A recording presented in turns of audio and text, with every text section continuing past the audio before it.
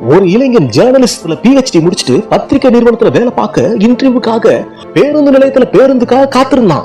அங்க ஒரு பிச்சைக்காரர் அழுக்கான உடை அணிஞ்சுக்கிட்டு பிச்சை எடுத்துக்கிட்டு இருந்தாரு. அவரை பார்த்த உடனே இவன் ரொம்ப அருவருப்பட்டான். இந்த மாதிரி பிச்சைக்காரங்க இருக்கிறதுனாலதான் நம்ம நாடு முன்னேற மாட்டேங்குது அப்படின்னு நினைச்சான்.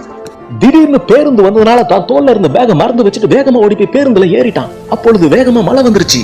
பேருந்து நிறுத்தத்துல மழைக்காக நிறைய மக்கள் ஒதுங்கி நின்னுக்கிட்டாங்க. பிச்சைக்காரனுக்கு ஒதுங்க இடம் இல்ல. தான் நினைஞ்சாலும் பரவாயில்ல, அந்த பேக் நினைய கூடாதுன்னு அந்த பேக பாதுகாத்தாரு.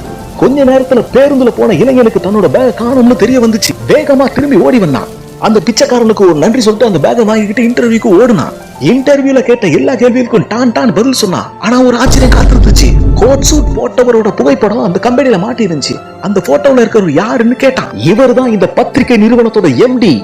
எங்க MD தினமும் மக்களோட மக்களா கலந்து எளிய மக்களோட செய்தியை போடுறதுனாலதான் எங்க பத்திரிகை முன்னணி பத்திரிகையா இருக்கு அப்படின்னு அந்த இன்டர்வியூ பண்ண லேடி சொன்னாங்க. அந்த இளைஞன் அந்த பிச்சை எடுத்துக்கிட்டு இருந்தவர் தான் தன்னோட MD அப்படின்றத தெரிஞ்சுக்கிட்டான். அவரை பார்த்து அருவருப்பு பட்டதை நினைச்சு வருத்தப்பட்டான். என்னைக்குமே ஒருத்தரை பார்த்த உடனே எடை போடக்கூடாதுன்னு உணர்ந்தான். அவர்கிட்ட மன்னிப்பு கேட்கறதுக்காக போயிட்டு இருக்கான்.